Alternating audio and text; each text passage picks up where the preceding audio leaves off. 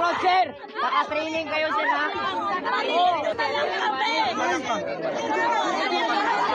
Walang humanity kayo, sir.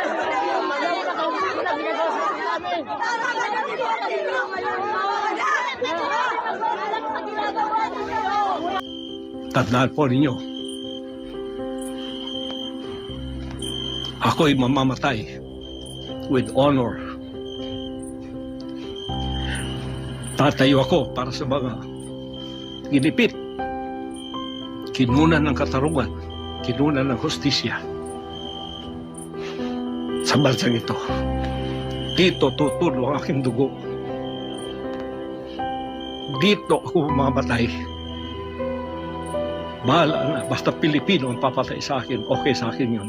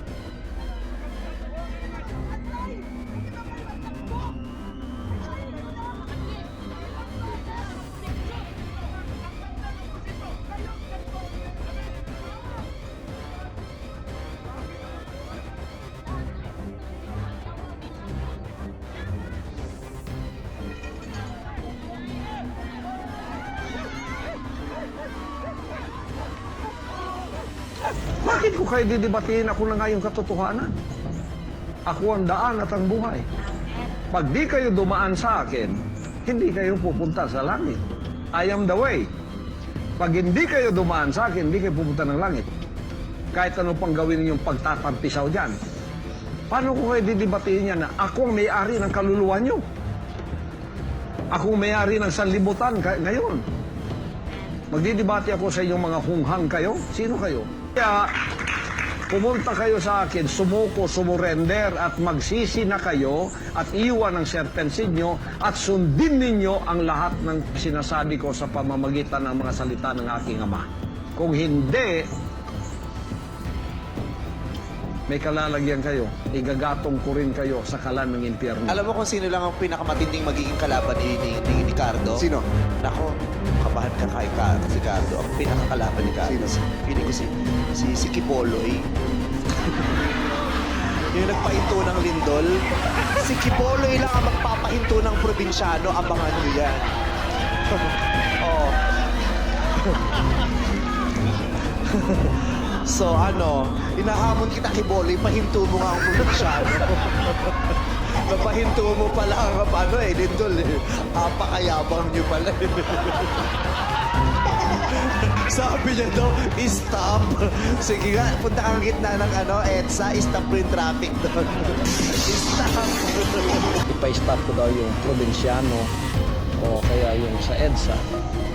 Kailan mo ba gustong mapa-stop ang probinsyano? Ikaw, magpili ka. Kailan mo gustong i-stop? Isang buwan, 2 buwan, 3 buwan, 4 na buwan? Ikaw, pili ka. Baka sa 4 na buwan, hindi lang yung probinsyano may stop. Baka pati yung network mo, stop na yan. Bayan, mga kapatid sa Panginoon, sa Kingdom Nation, sa buong sanlibutan, at sa lahat ng aking mga kababayan dito sa ating bansang Pilipinas at mga OFWs na sa ibayong dagat, magandang araw po sa inyong lahat.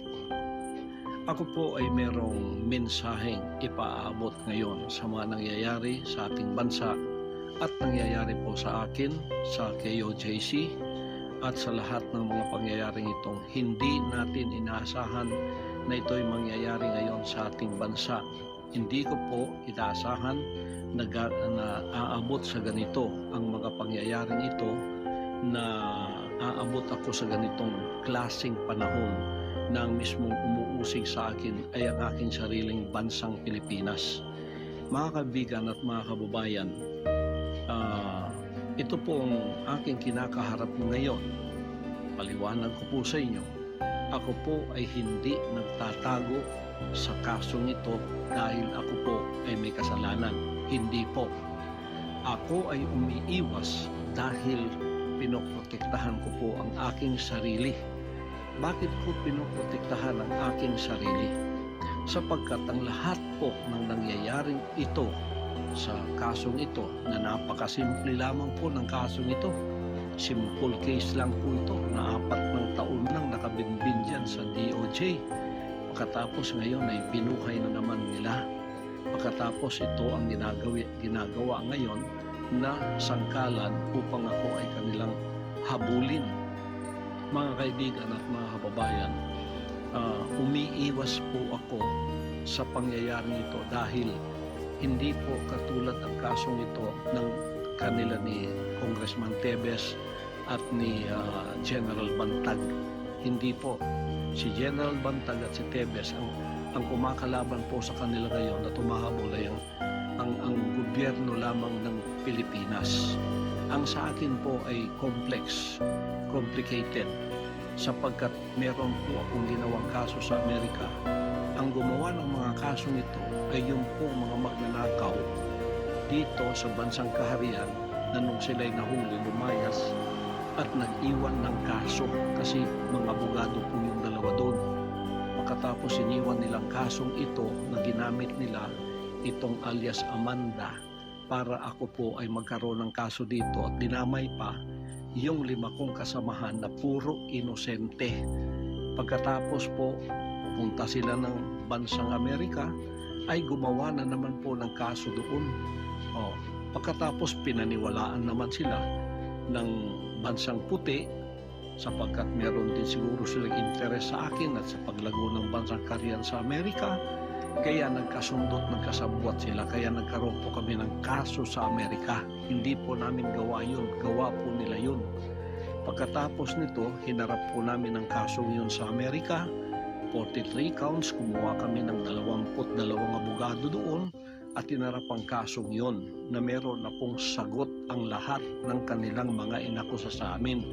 Naghihintay na lang kami ng panahon kung kailan yun ang trial mangyayari. At tagtatatlong taon na nilang pinopostpone. At least ngayon po November 5 matutuloy na.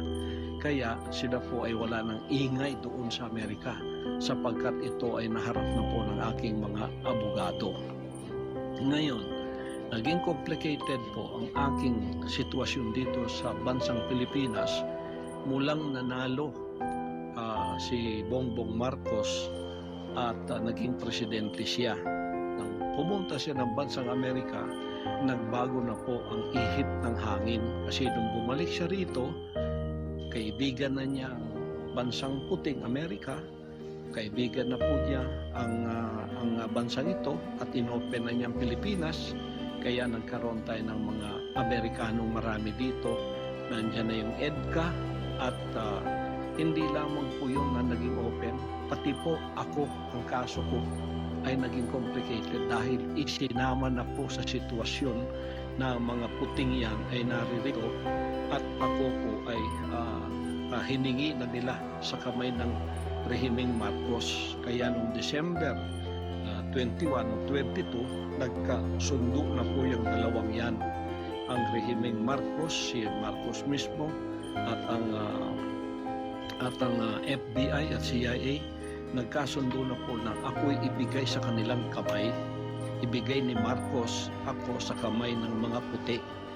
At mula noon, under surveillance na po ako dito sa aking sariling bansa. Diyan sa aking mga compound, meron ng mga drones, araw at gabi. Gawa po ng mga puti yun. Pagkatapos po, naghanda kami kasi ayaw po nila ang tinatawag na extradition kasi may extradition treaty tayo. Yun ang legal na paraan para ako ay humarap sa kaso doon sa Amerika using my constitutional rights. Ayaw nilang dumaan doon sa prosesong yun na legal sapagkat magiging matagal daw. Ngayon, mga kaibigan at mga kababayan, bakit po ako ay under surveillance ng mga puti? Kasi ang gusto po nila ay rendition, yung extraordinary rendition, maaring kidnapping at maari pong assassination. At mayroon pa po akong patong na $2 milyong sa ulo ko. Ibig sabihin, 110 million pesos ang reward o ang award noong pwedeng humuli sa akin o kaya pwedeng gamitin para ako ay mapasakamay nila ng mga puting ito. Kaya naging complicated po ang kasong yan sapagkat nung nalaman naming extraordinary rendition ng kanilang gagawin na lulusubin kami na illegal sa aming mga compound, nakita po ninyo naghanda na kami. Araw at gabi ay meron po kaming paghahandang ginagawa na anumang oras na kami lusubin illegally, kami po ay tatayo sa aming mga paa, tatayo at ipagtatanggol namin ang aming sarili at ang aming mga propriedad na gusto nilang lusubin at gusto nilang by force papasok po sila upang gumawa ng extraordinary rendition. Yan po ay pinatutuhanan noong February nung dumating yung 4 kong abogado dito at sinabing ganun nga ang kasunduan nitong rehimeng Marcos at ng mga puting ito na FBI o kaya CIA. Kaya po kami naghanda sa compound namin sa Tamayong, compound sa Davao, compound kahit saan. May mga drones po. Drones yon ng mga puti na nagsusurveillance sa amin. Nung nakita nilang kami handang-handa para harapin sila sa mga illegal na gagawin nila araw man o gabi, ang ginawa po mga kaibigan, pumasok itong playbook nila na noong pang November ay sinabi na ni Maharlika at ng ating VP na tatrabahuin nila ako. Tatrabahuin nila ang kingdom at tatrabahuin nila ang SMNI. Kukuhanin ng prangkisa. At yung mga workers ko, active man o hindi, bibilhin po nila at gagawa sila ng mga kaso laban sa akin na puro kasinungalingan. Diyan na po pumasok ang Kongreso at ang Senado. Kongreso po, walang dahilan. Pinatatawag, pagkatapos ang kanilang playbook ginawa na kukunin o kaya iligwak ang prangkisa ng SMNI. Lahat po ng pangyayari doon, puro murmurong lang po yun. Pagkatapos ako, pilit nila akong pinaaten kahit nakita nila sa mga dokumento na hindi po ako kasali na sa mga opisyal ng SMNI. Pero pinipilit pa rin nilang ako ay pumunta doon. Bakit? Yun po ay patibong. Sapagkat pag anytime pumunta ka doon, siguradong ang endgame ay pupunta ka sa kamay ng mga puti. Extraordinary rendition pa rin. Sa sarili ko ang lugar, gusto nila akong pasukin. Lalo na kung pupunta na ako doon. Iko-contem ka, pagkatapos dadalhin ka doon sa kanilang presuhan. Pagkatapos naghihintay na roon ng mga puti para ibigay ka sa kanilang kamay. Ganon din po dyan sa Senado. Bakit gumawa ng senaryo yan si Risa Hontiveros? Nagbayad sila ng mga bayarang mga former worker ng mga sinungaling na mga witnesses. Nakita na po yan at nadamay sa kasinungalingan si VP Sara at ang ating Pangulong Duterte na puro kasinungalingan ang pinagsasabi nila.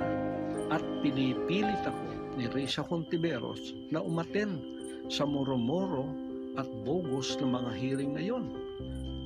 Bakit po? Isa ring patibong yon, mga kaibigan at mga kababayan. Pagka ako'y umatin doon, siguradong ang endgame po ay babagsak ako sa kamay ng mga puti. Extraordinary rendition pa rin.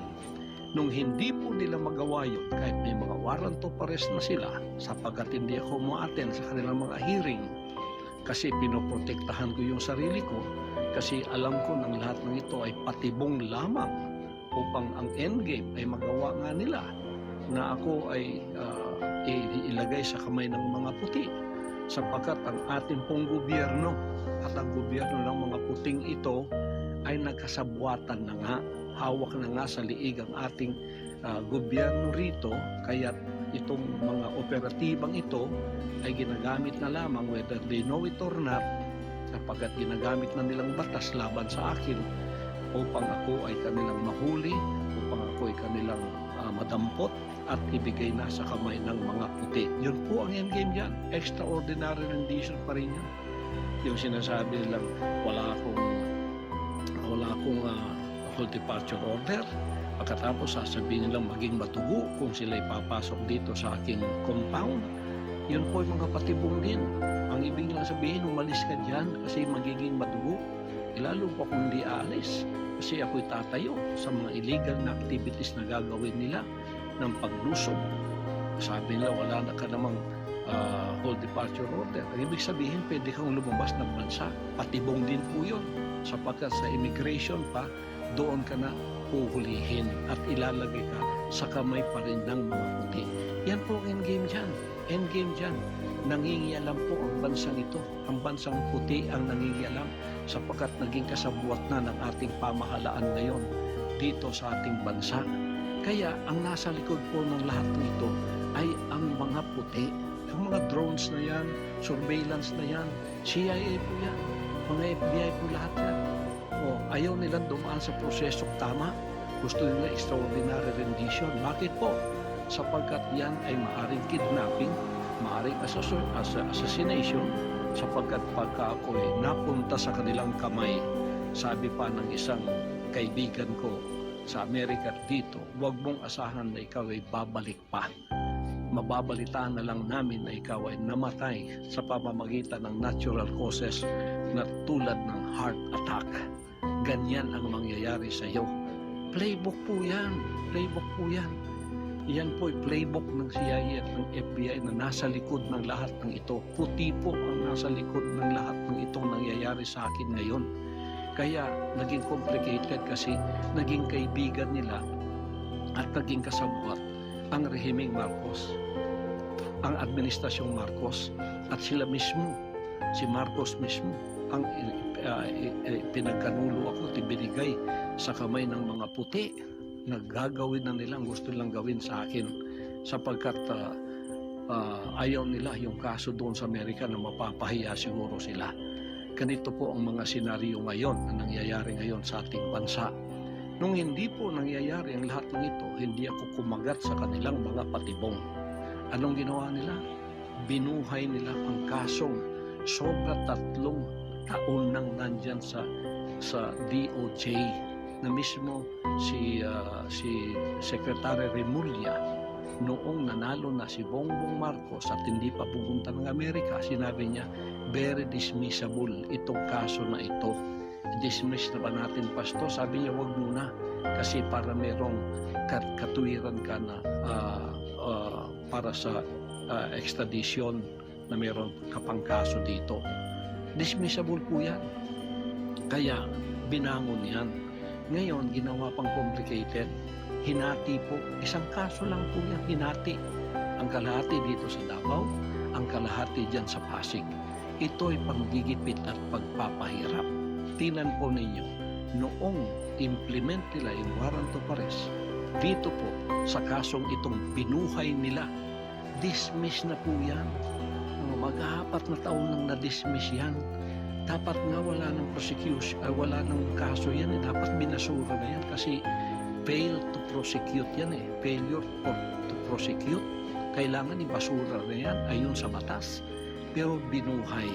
Pagkatapos nag-announce na si SOJ Remulla na ito ang mangyayari. So ito dito sa Davao available. Ang dito naman sa Pasig, hindi natin alam kung ano.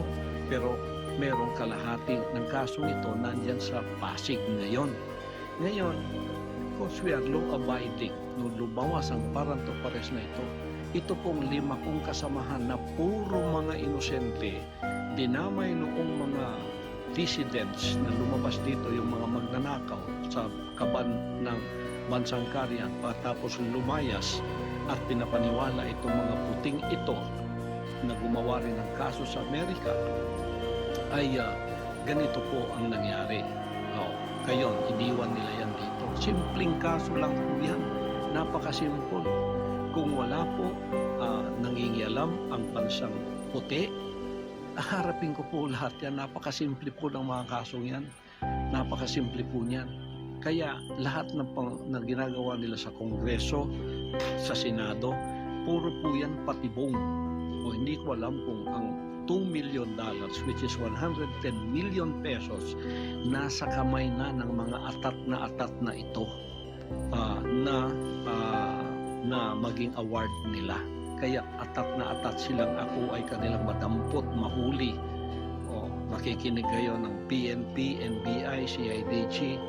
Baka hindi niyo alam ang mga bagay na ito na kayo ay sumusunod lamang at hindi nyo alam ang mga bagay nito na sinasabi ko. Dapat malaman ninyo na itong kaso kong ito complicated sapagkat 2 bansa ang nagkasabwat. Bansang puti at bansang Pilipino ang nagsabwatan para ko damputin, at ang endgame ay extraordinary rendition, which may be kidnapping and which may be assassination. At ako ay very inclined ako na assassination talaga ang mangyayari sapagkat para bang iniisip nilang ako ay mayroong kinalaman sa politika dito at ako'y hadlang sa kanilang mga plano na politikal. Ay hindi ko po kasalanan maging kaibigan ko si Pangulong Duterte. Bata pa po kami, magkaibigan na kami. Prosecutor pa lang siya, magkaibigan na kami. Hanggang ngayon, hindi ko po kasalanan yun, hindi rin niya kasalanan yun. Bakit ninyo ginagawang kasalanan para sa amin yan? Hindi ko rin kasalanan naging politiko siya at hindi ko rin kasalanan na ako ay naging isang ministro ng kingdom at lumago sa buong sanlibutan. Hindi ko rin kasalanan yun. Ngayon, ginagawa ninyong kasalanan sa amin yun, problema po ninyo yun. Ngayon, Ako po ay hindi nagtatago sa kasong itong napakasimple. Malayo po yun. Kayang-kaya ko pong harapin yan. Kaya ko nga harapin sa Amerika kung dadaan lang sila sa tamang proseso O ito pang sa aking sariling bansa.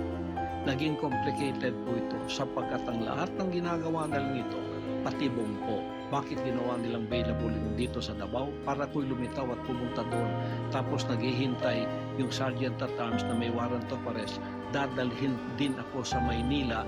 Pagdating doon, yun po ang endgame. Extraordinary rendition pa rin. Babagsak pa rin ako sa kamay ng mga puti. Gusto ko man o hindi.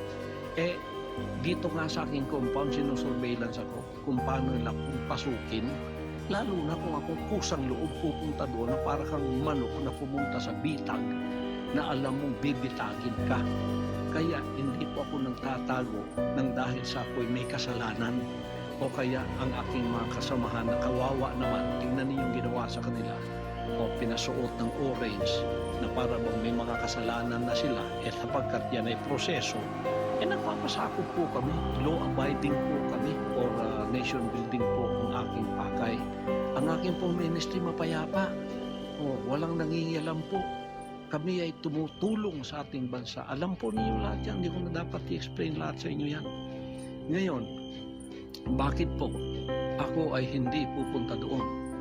Simple lamang po yan, available pagkatapos, simpleng kaso pa. Pero ang endgame, dadalhin ka rin sa Maynila. Dadalhin ka rin doon. Hindi ka nila mapapunta doon sa Senado. Ganito yung kanilang endgame. Doon pa rin ang bagsak ko. Ang katapusan, extraordinary rendition pa rin. Babagsak pa rin ako sa kamay ng mga puti. Mga kaibigan, yan po ang iniiwasan kong mangyayari sa akin sapagkat I am preserving myself. Ito po ay wisdom ng Panginoong Diyos to preserve myself. Iniingatan po ako ng Ama na hindi ako pupunta sa patibong ng tao para mangyari ang kanilang gustong gawin sa akin na kanila akong bawian ng buhay sapagkat ako'y hadlang sa kanilang mga plano. Yan po ay pag-iingat ng banal na Diyos sa akin. Gusto ninyo akong lumitaw para harapin ang lahat ng ito? Ito po ang kondisyon ko.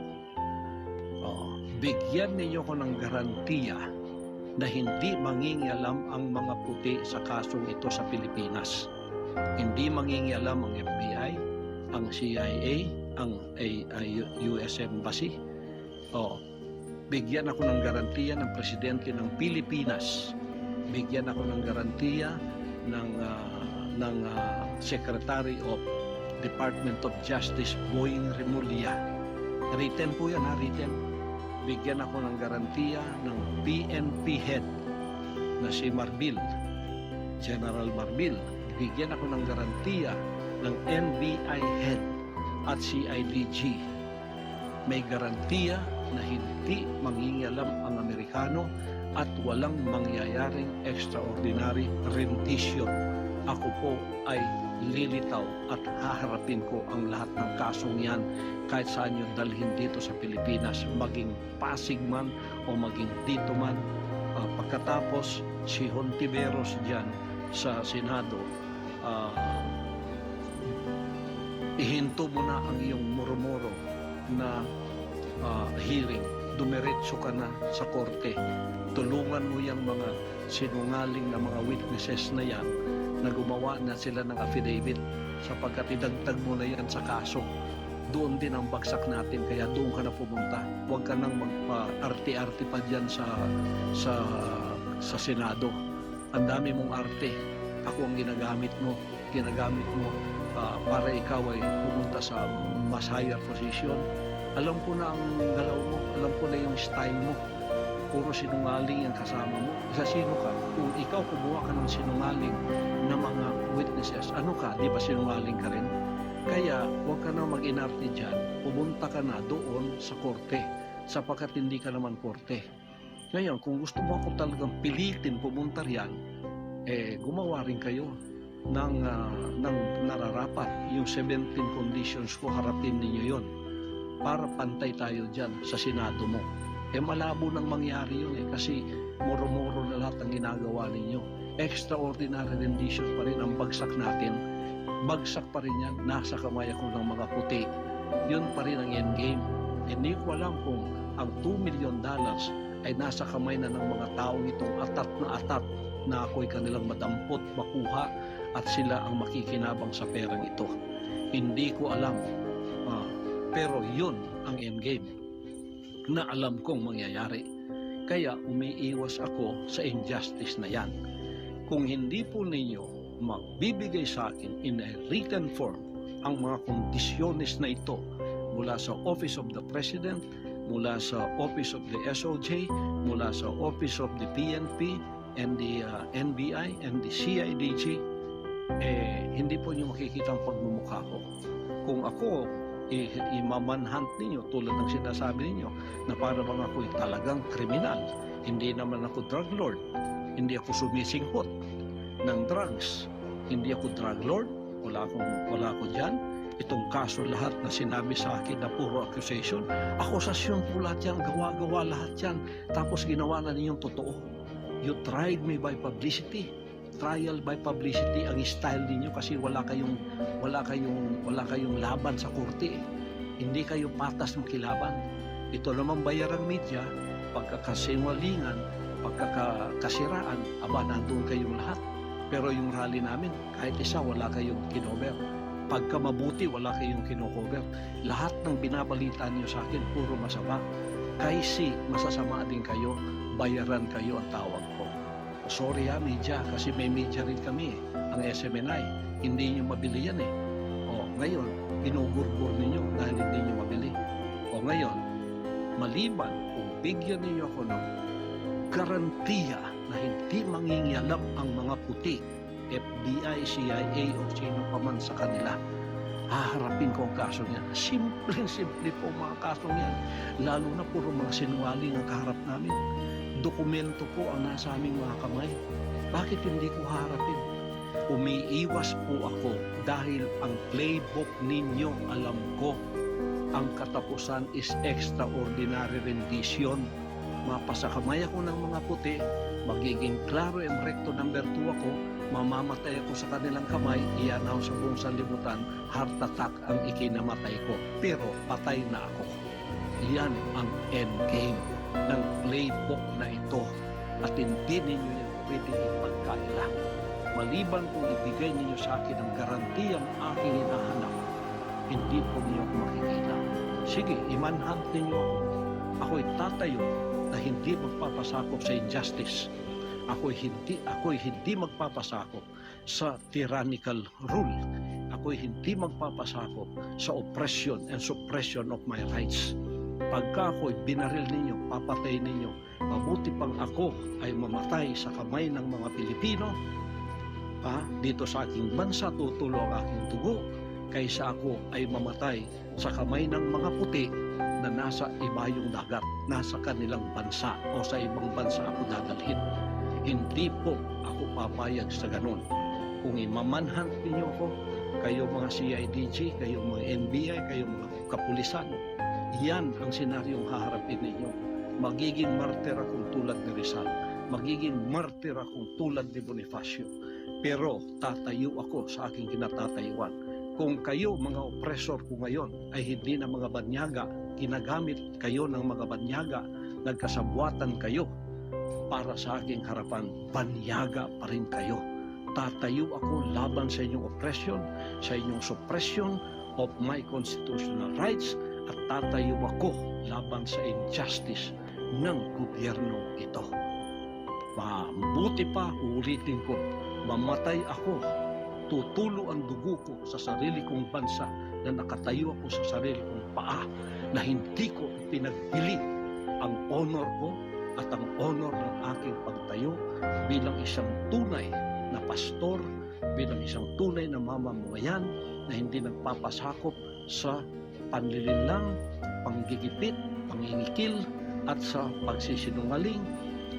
Ako po ay lalaban sa mga kasinungalingan na ganyan. Ako po, pag nahuli ninyo hindi ako magpapahuli ng buhay. Marilin na lang ninyo ako. Kung ako'y huhulihin ninyo, hindi ninyo ko mahuhuli ng buhay maliban kung ibigay ninyo ang garantiyang hinihiling ko sa inyo. Sasabihin ko muli, simple mga kasong ito. Kahit sa Amerika, simpleng mga kaso kasi puro kasinungalingan. Harapin namin lahat. Basta dito sa Pilipinas, wag lang mangingialam ang bansang puti. Yung mga puting yan, wag lang mangingialam sapagkat nagkasabuatan na ang rehimeng Marcos at ang mga puting yan na naririto na hawak na ang liig ng ating bansa. Yan po ang endgame nila at ito rin ang endgame ko. Kung ang endgame nila, bawian ako ng buhay sa kanilang kamay, hindi ako papayag. Kung ang endgame nila ganun, hindi ako papayag. Ang endgame ko, mamamatay ako sa kamay ng mga Pilipino, okay sa akin yun. Basta nakatayo ako sa aking sariling prinsipyo, values, hindi ko pinagbili. Bansang kaharian. Tandaan po ninyo, ako'y mamamatay with honor. Tatayo ako para sa mga gidipit, kinunan ng katarungan, kinunan ng hustisya sa bansang ito. Dito tutulo ang aking dugo. Dito ako mamamatay. Bahala na, basta Pilipino ang papatay sa akin, okay sa akin yun. Yun lang man po. Pagpalain tayong lahat ng ating dakilang Ama at naway manumbalik ang kapayapaan, ang katarungan, hustisya sa bansang ito. Salamat po.